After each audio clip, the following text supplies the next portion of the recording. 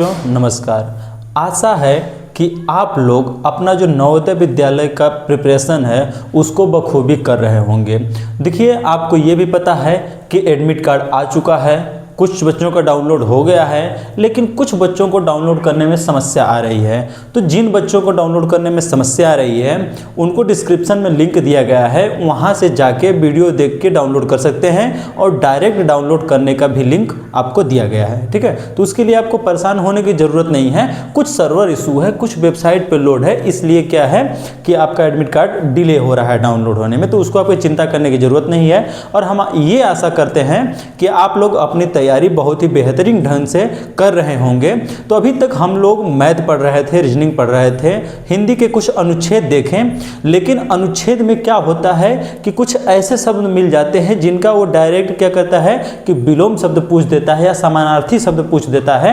तो आज के इस वीडियो में हम लोग बहुत ही टफ और कुछ उलझे हुए विलोम शब्द देखेंगे, 20 महत्वपूर्ण विलोम शब्द को देखेंगे और लास्ट में आपके लिए कुछ विलोम शब्द छोड़े जाएंगे जिसका उत्तर आपको कमेंट में देना होगा। तो चलिए शुरू करते हैं।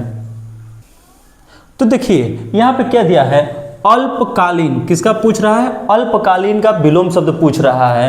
तो देखिए, अल्पकालीन का मतलब होता है कि कम समय में, अल्प मतलब थोड़ा, काल यानी समय, यानी कि थोड़े समय का पूछ रहा है विलोम शब्द क्या होगा।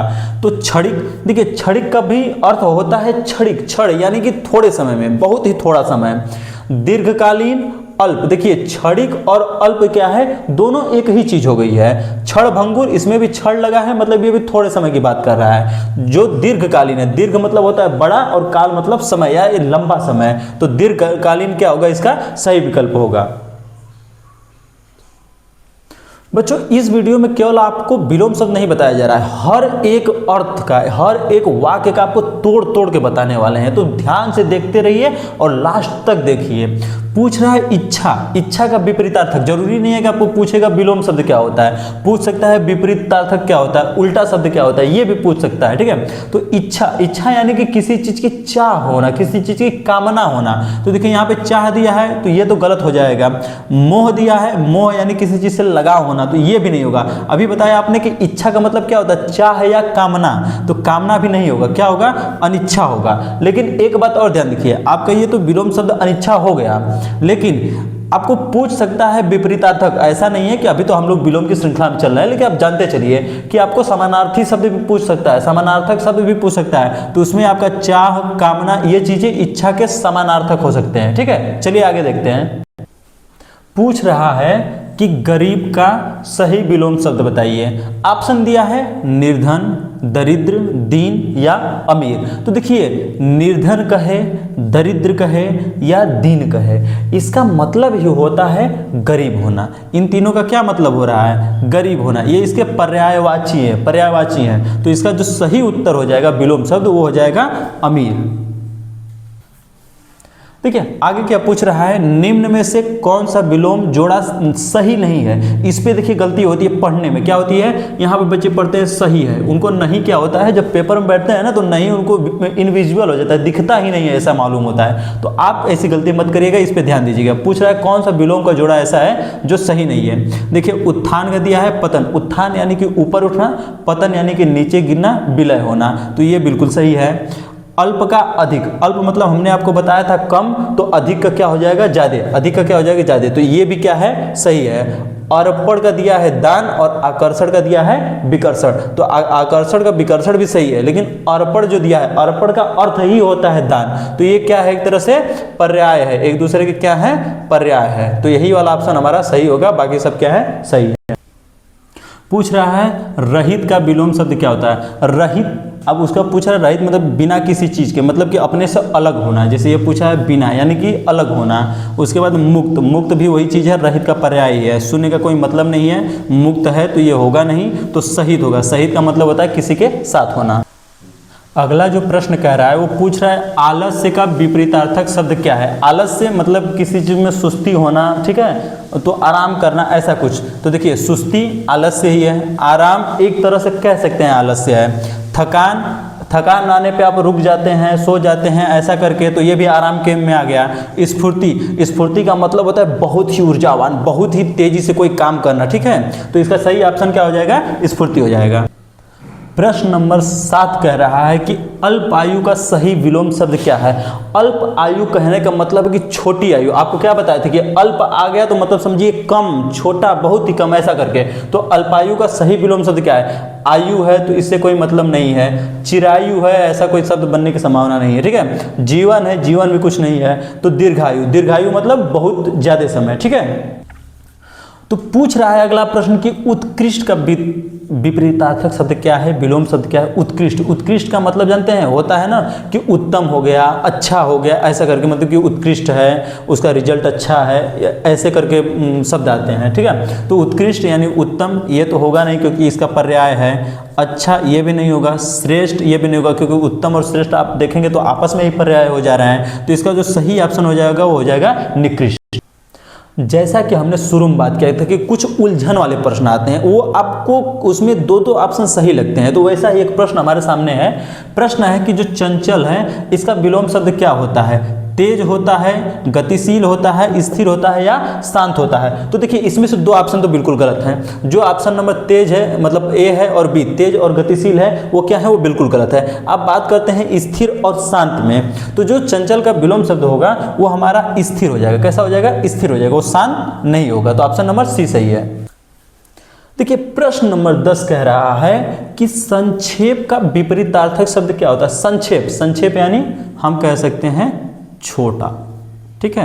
संक्षेप यानी छोटा। जैसे ये विपरीतार्थक आपका लिखा है, इसको हम अगर कह दें विलोम, क्या कह दें, विलोम, या तो कह दें विपरीत, यहीं से कितना कह दें, विपरीत कह दें, तो ये क्या हो जाएगा, संक्षेप हो जाएगा उसका, ठीक है। तो देखिए छोटा, संक्षेप, ठीक है, ये क्या हो जाएगा, ऑप्शन गलत हो जाएंगे। ये दोनों ऑप्शन नहीं होंगे क्योंकि इसके पर्यायवाची हैं। नीचे दिया है सारांश। सारांश क्या होता है कि आपको एक लंबी चौड़ी कहानी अगर है तो उसको थोड़ा सा सारांश निकाल के, उसका अर्थ निकाल के बता देना, तो वो भी एक तरह से क्या हो जाएगा, संक्षेप या संक्षिप्त हो जाएगा। तो ऑप्शन नंबर सी जो विस्तार है वह सही हो जाएगा। बहुत ही बेहतरीन प्रश्न है, पूछ रहा है। देखिए प्रश्न तो ऐसे ही पूछा है कि विलोम शब्द कौन सा सही युग्म है, यानी कौन मेल खाते हैं, कौन शब्द का विलोम है। ऑप्शन देखिए है आर्द्र का तरल, आर्द्र का क्या होगा, शुष्क होगा, आर्द्र का गीला होगा या आर्द्र का जल होगा। आर्द्र का मतलब होता है जिसमें थोड़ी नमी हो। कैसा पूछ रहा है, नमी वाली चीज ना।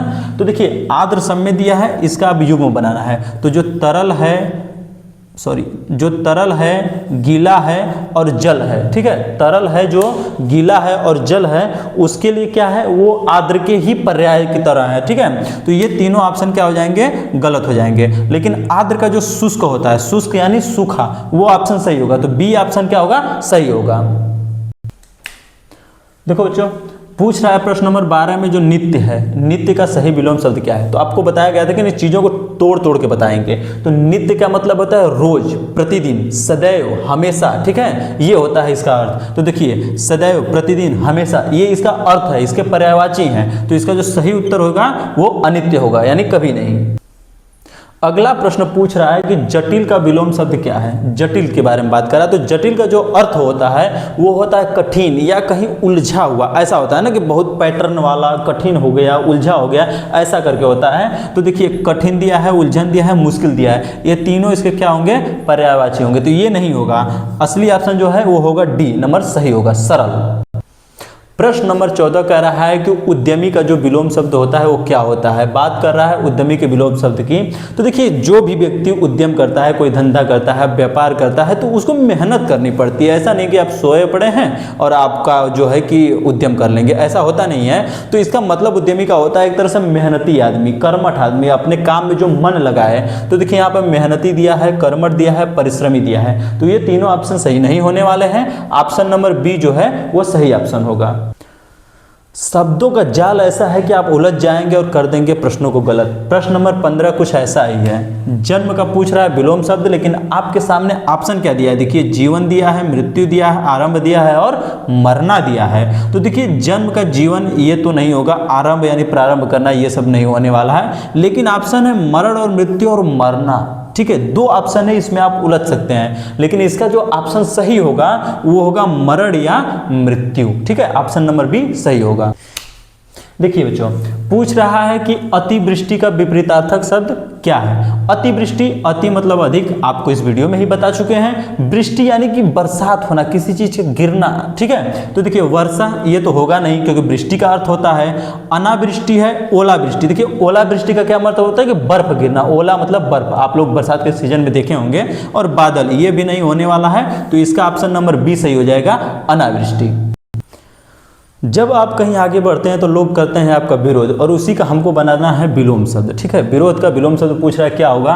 समर्थन होगा, विपरीत होगा, शत्रुता होगा या असहमत होगा। तो देखिए विरोध आदमी तभी करेगा जब आपसे वो क्या रहेगा, असहमत रहेगा, ठीक है। तो विरोध या सहमत बात एक ही है। शत्रुता, विरोधी आपके शत्रु होते हैं, या विपरीत, बात वही है, ठीक है। तो इसका सही जो उत्तर हो जाएगा वो क्या हो जाएगा, समर्थन हो जाएगा।